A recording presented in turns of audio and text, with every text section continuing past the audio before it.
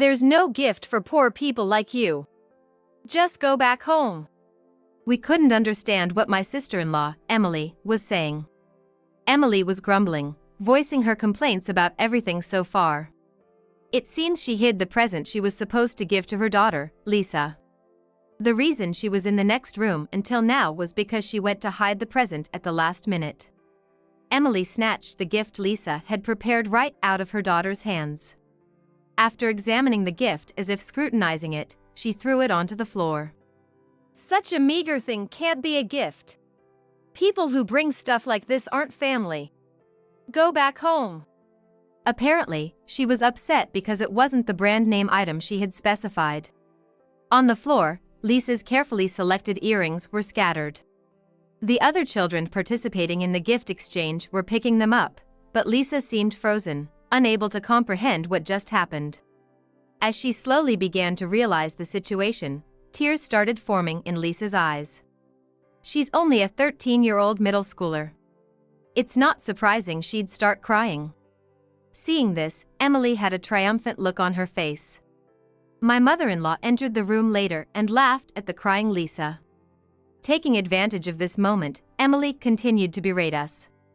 But this didn't last long. I am Mary Harper. While working a part-time job, I'm raising my only daughter, Lisa, and am about to enter my 50s. Lisa was born when I was 35 and is 13 years old this year.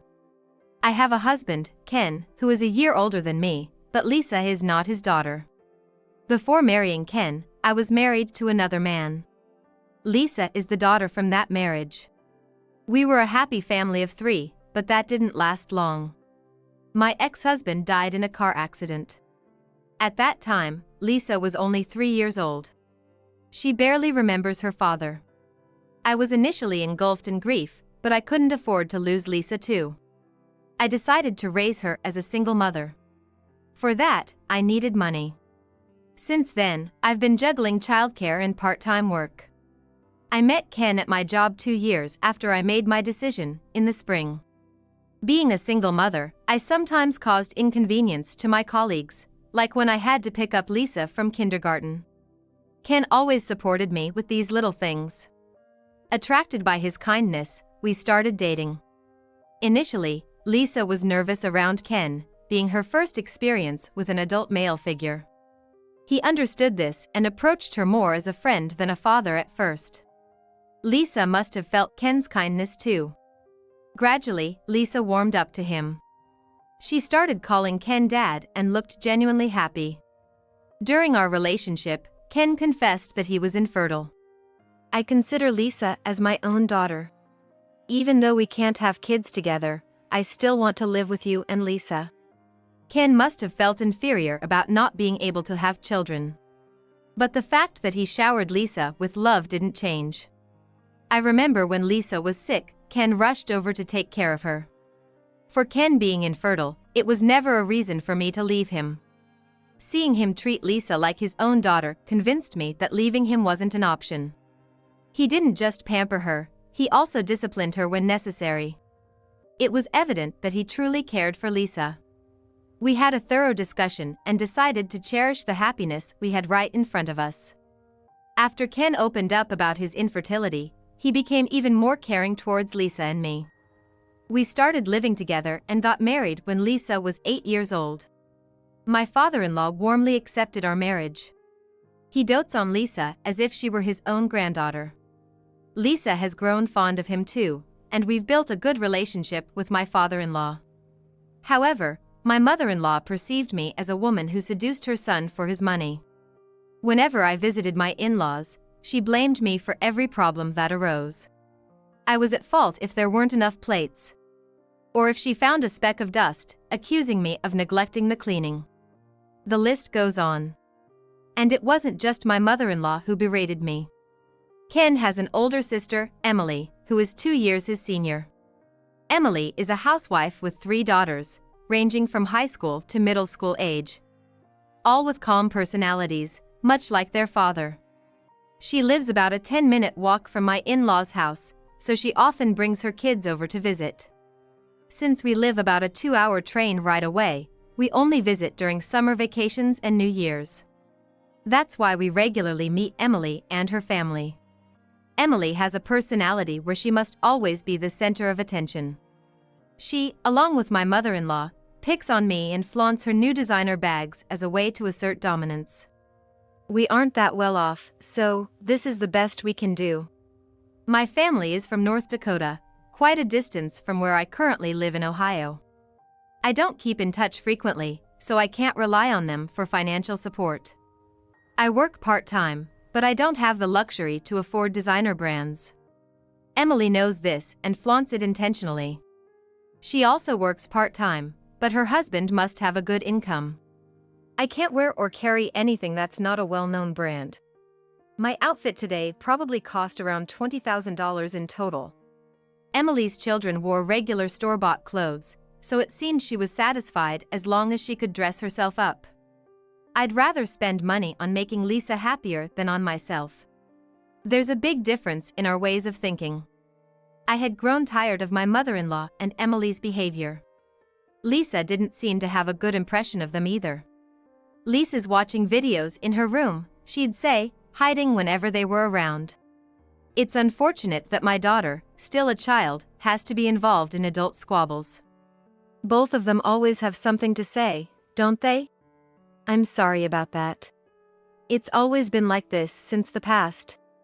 Remember, both Dad and I are on your side, Mary. Especially my father-in-law, he seems to have never thought highly of Emily's tendency to assert dominance. He would step in and mediate whenever there was an issue. Ken also didn't have fond memories of his childhood with Emily, often recalling how she would eat his favorite sweets. Both had grown up, and since Ken moved out, he seldom visited home. So, until recently, their interactions were minimal. After marrying me, Ken would only visit to let his parents see their granddaughter. I rarely saw him talking to Emily. However, Lisa and Emily's kids got along well. It would be unfair to separate the kids due to adult issues. With the support of Ken and my father-in-law, Emily and I maintained a reasonable distance. Fortunately, she never came to our house. Bearing it a few times a year made everything manageable. I think as Lisa grows up, we'll see them less. Just a bit more patience. I'm fine. I reassured Ken, and myself too. One day, when the Christmas lights began twinkling in the town, we received an invitation for a Christmas party at my in-laws. My father-in-law, being considerate, invited Lisa. Emily seemed to be organizing it, with some help from him. Of course, Lisa wanted to go. She's only 13. Not used to traveling alone for 2 hours on a train to my in-laws. The party was on a Sunday, and both Ken and I were off work. We decided to take Lisa to the party. With Christmas parties, gift exchanges are common. We couldn't afford anything extravagant but decided to prepare a present. Hearing this, Emily audaciously specified her own gift list. Along with the invitation, a list of presents arrived. Checking it, I found luxury brand necklaces, cosmetics, and the like hardly items for children. Each item exceeded $1,000. What was she thinking about a children's gift exchange? I had never seen Emily's kids with branded items. This seemed more like a wish list for herself than for the kids. Ignoring her list, we let Lisa choose the present. She couldn't decide in one shopping trip, going several times. Each time, her options increased, and she looked delighted.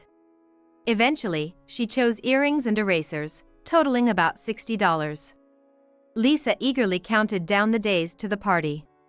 It was a special occasion, and we were determined to avoid any trouble. The day finally arrived.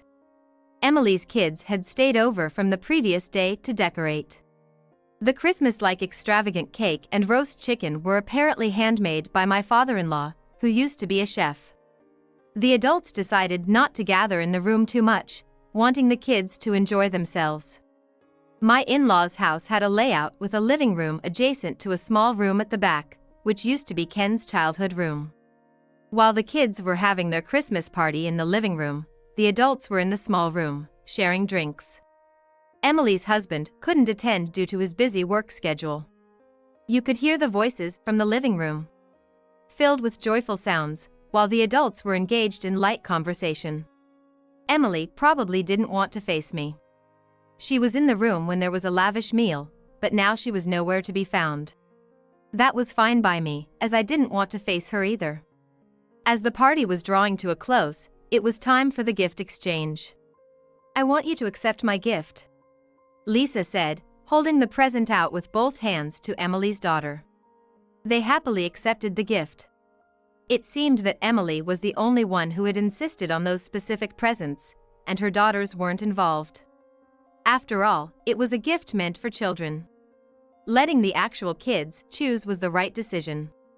The exchange was done in the traditional way, where music played, and when it stopped, whoever held the gift kept it. Emily's daughters seemed to enjoy the exchange, but there was a shortage of presents. They were puzzled, having prepared one gift per person. I was roped into searching for the missing present. The floor was littered with half-eaten snacks and toys. The missing gift must have gotten mixed up somewhere. I started looking, but we couldn't find one gift no matter where we searched. Maybe it was mistakenly thrown away? Then, Emily, who had been out of sight, suddenly entered the living room. Upon seeing Lisa, Emily started yelling, "There's no gift for poor people like you. Just go back home." We couldn't understand what she was saying. Emily was muttering, voicing her complaints about everything until now. Apparently, she had hidden the present meant for Lisa. She had been in the next room, probably having gone to hide the present at the last minute. Emily snatched the gift Lisa had prepared from her daughter's hands. After scrutinizing the gift, she threw it onto the floor. "Such a meager thing can't be a present. People who give things like this aren't family. Go back home." Emily seemed furious that the present wasn't the brand name item she had specified. On the floor, the earrings Lisa had carefully chosen were scattered. Other children were picking them up, but Lisa seemed frozen, unable to comprehend what was happening. Tears started to well up in her eyes as she began to understand the situation. At 13, it's understandable for her to cry. Emily, seeing this, wore a triumphant look. My mother-in-law entered the room late and laughed at the crying Lisa. Emily continued to berate us, taking advantage of the situation. But this didn't last long. "Emily, you're the one who should leave."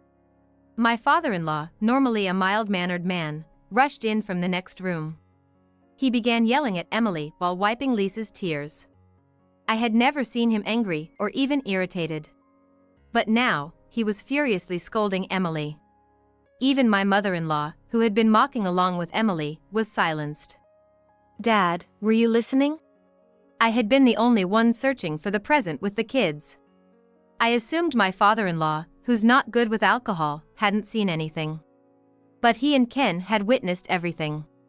It turned out that only my mother-in-law and Emily were drinking alcohol. My father-in-law and Ken had non-alcoholic beer. While I was searching for the present, Ken told my father-in-law about Emily demanding brand name gifts. My father-in-law couldn't overlook such behavior and waited for the right moment to intervene. And there was more.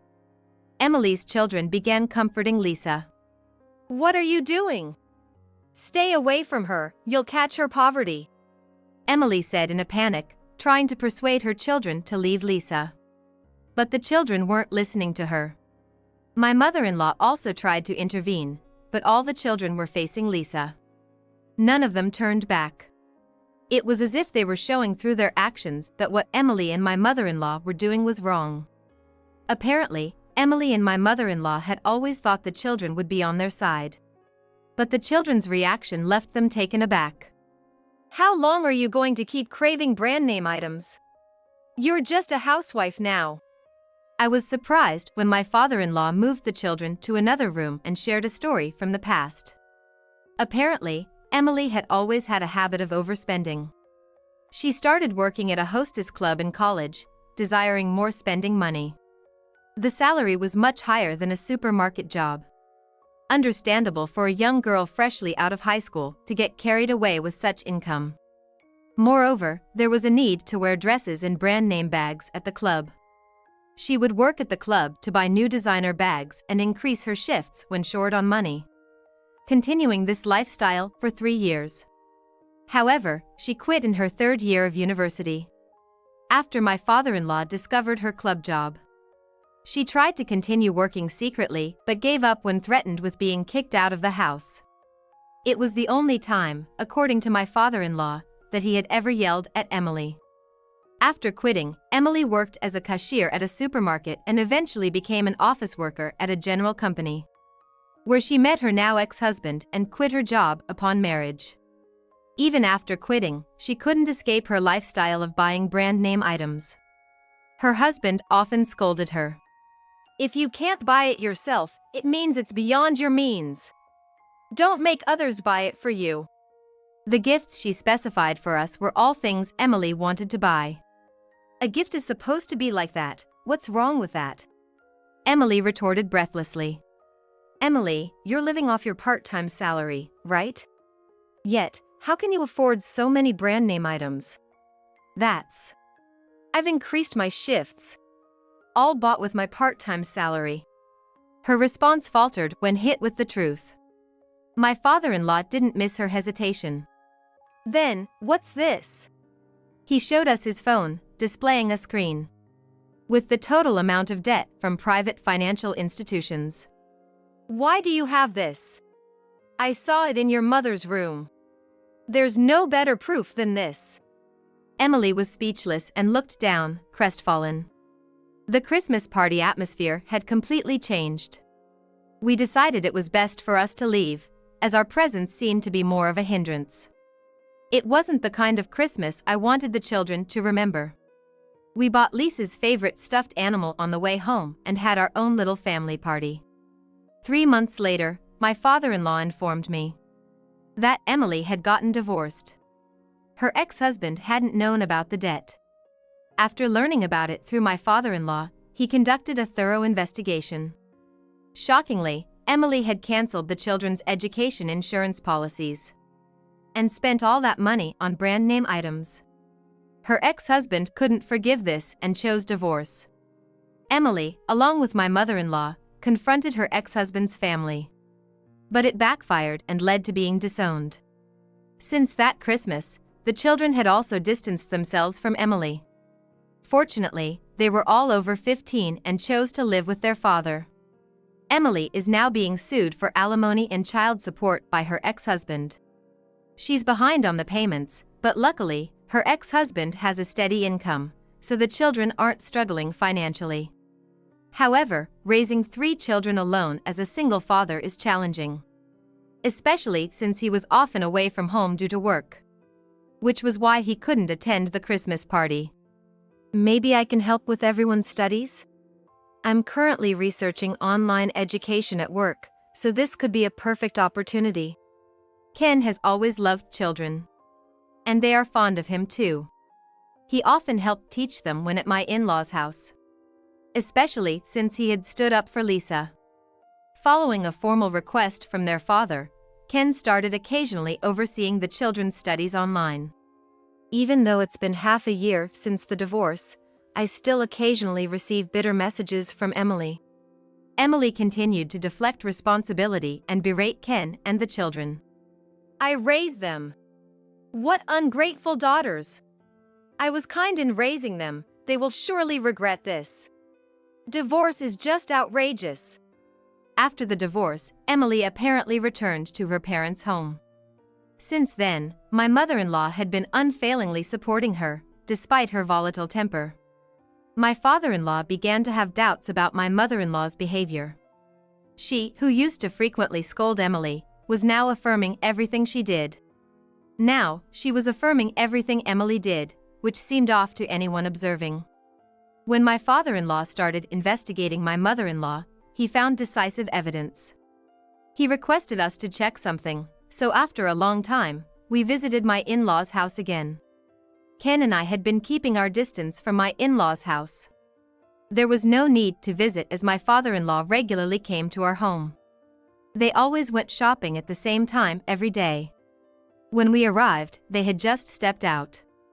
The living room, once lavishly decorated for that Christmas party, now had a melancholic feel with only my father-in-law's dishes set out. As we looked through everything, we found documents showing debts under my father-in-law's name. It made no sense for my father-in-law to have these debts. As we finished going through everything, we heard the front door open. They must have seen our shoes. Emily and my mother-in-law rushed into the room, clearly flustered. Why are you guys here? Panting, Emily confronted Ken. Emily, what is this? I don't remember incurring such debts. My father-in-law calmly separated Ken from Emily and presented her with the papers. They were details of debts taken out in his name because Emily could no longer borrow under her own. And isn't this in Mom's name? It turned out not only Emily but also my mother-in-law had debts. Apparently, my mother-in-law had spent their savings, meant for their retirement, on lavish expenses with Emily. My father-in-law, a frugal man who saw saving as a hobby, had accumulated about $1.2 million for a peaceful retirement from his time as a company employee. But they had spent it all in 3 years. And kept accumulating more debts. In total, they owed about $1.46 million. It couldn't be helped. The stress of not paying child support was piling up. That's right. It's all the fault of the man she divorced. Don't shift the blame. You two are responsible for not controlling your desires. Emily and my mother-in-law continued with their pitiful excuses. Blaming the ex-husband, their daughters, my father-in-law. How could they think to blame others like that? My father-in-law refuted all their excuses with sound arguments until they finally fell silent. As if to end everything, he produced a divorce form. Being married to you has been the shame of my life. Emily is not my daughter. Seeing the filled-in divorce form, my mother-in-law started to panic and apologize. Crying. Yet, Emily just watched and didn't apologize at all. My mother-in-law began urging Emily to apologize, but Emily, unwilling to do so, argued back. Finally, with nothing left to say, my father-in-law left the scene. What are you doing standing there? Go and bring Dad back. Once my father-in-law had left, Emily started to panic. It seemed she hadn't expected action, just words. Now you want to make up with us? After everything you've done? Please, just stay out of our lives. There was nothing good left to be gained from staying there. Ken and I left my in-laws' house. That night, while relaxing in the living room, the doorbell rang. It was past 10 p.m. An unreasonable hour for visitors. Checking the monitor, we saw Emily. Ken decided to deal with it while I watched from the living room. What do you want at this hour? How dare you, a childless brother, speak to me like that? Let me in right now. After we left, it seems Emily and my mother-in-law had a huge argument. Then, Emily was kicked out of the house. She tried going to her ex-husband's place but was, of course, turned away. She came to our house, reluctant to spend money on a hotel. This is a joke. Leave now, or I'll call the police. We're family. Just let me in. Despite Ken's warnings, she continued causing a loud scene. Even after being told she was disturbing the neighborhood, Emily became more agitated. With no sign of her leaving, we did as we said and called the police to send her away. Why do you guys get to be happy? I will never forgive you. She yelled as the police took her away. Ken, myself, and her ex-husband had all tried to reach out to Emily initially. But she herself ruined all of it. Approaching 50, Emily probably can't change her personality now. She can't accept that she has lost everything, money and family, and there's no turning back. Later, my father-in-law contacted us to thank us and update us on the two. It seems Emily and my mother-in-law ended up blaming each other. Eventually, they became estranged from each other. Both burdened with debts in their names, they're living in poverty. My mother-in-law reportedly paid alimony to my father-in-law immediately, but she likely didn't have the means to arrange such a large sum of money quickly. She probably took on new debts to make the repayment. Fortunately, the debts incurred in my father-in-law's name were covered by the alimony. He has rented a new place and is working as a taxi driver to rebuild his retirement funds. Emily's children still keep in touch with my father-in-law after the divorce. Despite everything, they cherish their grandfather, something he's very grateful for. Then came another Christmas. At my father-in-law's new place, Lisa and the children enjoyed a gift exchange. They chose the gifts themselves. There were no brand name items, but the presents that brought smiles to their faces were the best. Can brand name items and large sums of money that are beyond one's means really change a person's character this much? This incident has made me rethink my views on money. Lisa is still close with Emily's children. I'm quietly watching over them, hoping they don't follow in their mother's footsteps.